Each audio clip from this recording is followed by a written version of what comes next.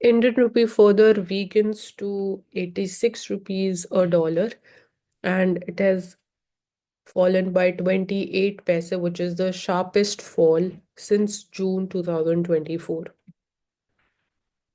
RBI has been intervening in the market by selling the forex reserves, or that is mainly the US dollars in the market, and that is in exchange of the Indian rupee, which has been led to another challenge of liquidity deficit in the domestic market. For that, to address that challenge, RBI has been doing variable rate repo auctions so that banks do not have to face this challenge for again a consistent time in order to just save the value of rupee. And the question arises that to what extent RBI can intervene, to what extent it can sell the forex reserves, because of this we have seen that it has approximately spent around $100 billion of the forex reserves. So that cannot be done like endlessly. It is having certain limitations in itself.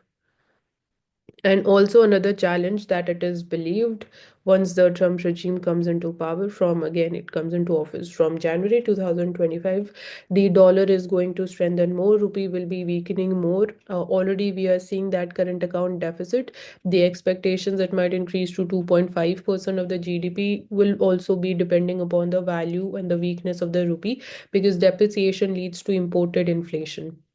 That is the immediate effect on the value of imports.